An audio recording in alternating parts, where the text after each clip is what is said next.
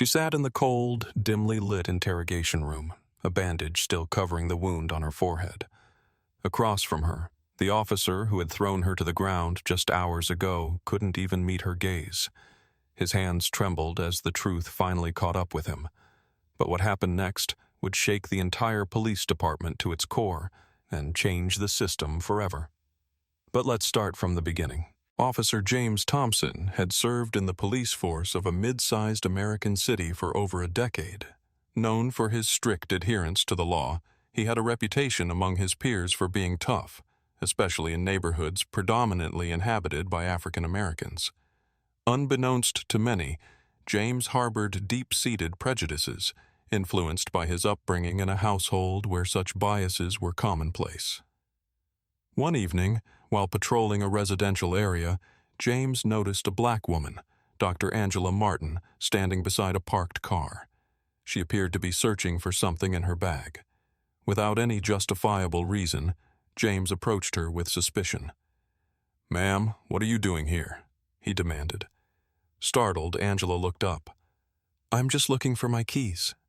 I live here," she replied calmly. Dismissing her explanation, James insisted on seeing her identification. When Angela questioned his motives, he grew agitated. The situation escalated rapidly. James forcibly grabbed her arm, pushing her against the car. In the struggle, Angela hit her head, causing a visible injury. Neighbors began to gather, recording the incident on their phones. Angela's pleas and the community's protests were ignored as James arrested her for alleged obstruction. The video footage quickly spread online, igniting outrage and calls for justice.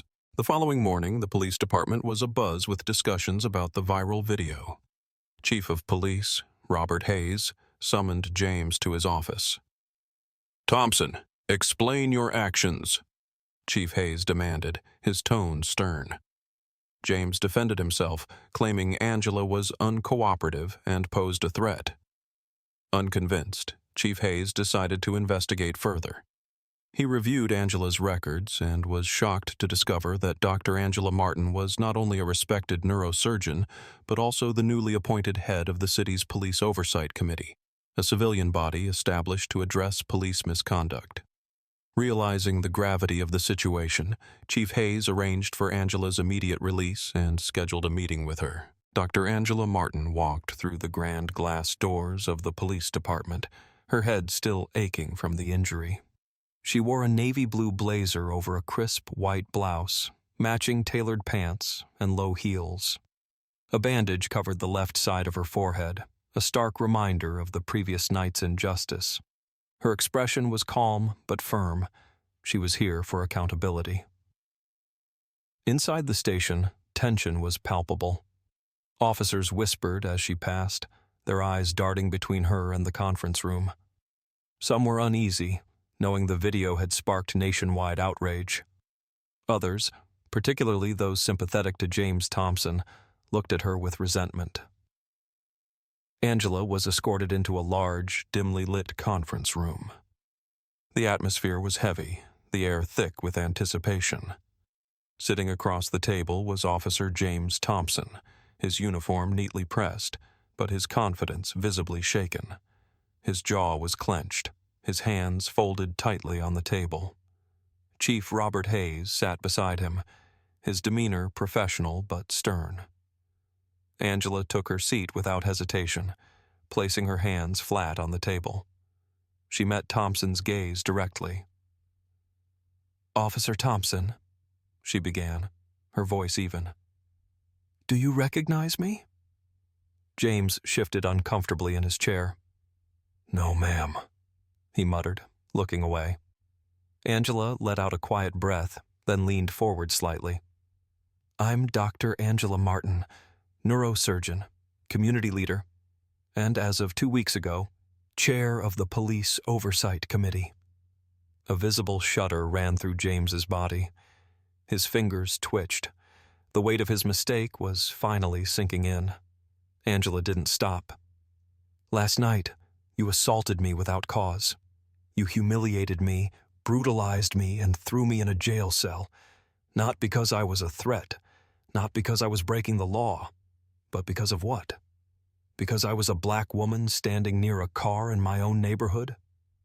James swallowed hard, his mouth suddenly dry. Chief Hayes cleared his throat. Dr. Martin, I want to personally apologize on behalf of this department. This is unacceptable. He shot a warning glance at James. And there will be consequences. Angela nodded but didn't look away from the officer who had arrested her. Tell me, Officer Thompson, when you first saw me, what went through your mind? James hesitated. His chest rose and fell as he took a deep breath. I thought you might be breaking into that car, he admitted. Even though I told you I lived there? I didn't believe you, he confessed. Angela's eyes narrowed. Why? James didn't answer. The silence in the room was suffocating. Angela leaned back in her chair. This is exactly why oversight is necessary. Your job is to protect and serve. But last night, I wasn't protected. I wasn't served. I was treated like a criminal because of your bias. James's face turned red, a mix of shame and frustration. He had spent years believing he was a good cop, but now, faced with the undeniable truth of his own prejudice, he felt something unfamiliar, doubt. Chief Hayes folded his hands. Officer Thompson, effective immediately, you are suspended pending a full investigation. Dr. Martin, I assure you we will take this matter seriously. Angela stood up. I expect nothing less. She turned to James one last time. Change is coming. Whether you choose to be part of it or not is up to you. Then, without another word, she left the room. James sat in stunned silence. For the first time in his career, he wasn't sure if he deserved the badge on his chest. The fallout from the incident was immediate.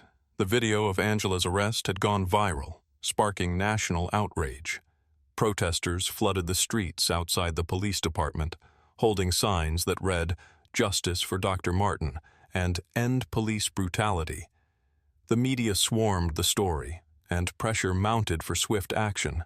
Meanwhile, inside the station, the Internal Affairs Division conducted a full investigation into James Thompson's record. What they found was damning. Multiple complaints from black citizens alleging racial profiling, excessive force, and unnecessary stops. Though none had resulted in serious consequences before, the pattern was undeniable. Days later, Chief Hayes called a press conference. Standing at a podium in front of flashing cameras, he addressed the public. After reviewing the evidence and consulting with the Police Oversight Committee, we have reached a decision. Effective immediately, Officer James Thompson is terminated from the police force. Gasps rippled through the audience. Some officers in the crowd muttered among themselves, while the protesters outside erupted into cheers. Angela, watching from the front row, felt a wave of relief. But she knew this wasn't the end. She stepped forward, taking the microphone. Firing one officer won't fix the system, she said, her voice firm. But this is a start. Under her leadership, the Police Oversight Committee implemented sweeping reforms.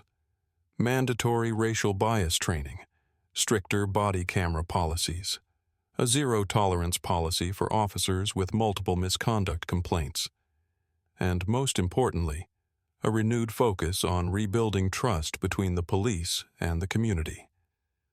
As weeks passed, a shift began. Officers became more mindful of their actions, knowing accountability was no longer optional. Community meetings were held, where residents voiced their concerns, and for the first time in years, they felt heard. And James? He disappeared from the public eye for months. Then, one day, he resurfaced, this time as a speaker at a police reform conference. Dressed in civilian clothes, he stepped onto the stage and addressed an audience filled with both officers and activists. I used to think I was a good cop, he admitted, but I let my biases dictate my actions, and it cost me everything. He took a deep breath. I don't deserve forgiveness, but I can do better. We all can. The room was silent, and then, slowly, people began to clap. Angela watched from the sidelines, arms crossed. She didn't trust James yet, but she saw something in him she hadn't seen before. Growth. And that, more than anything, was what real justice looked like.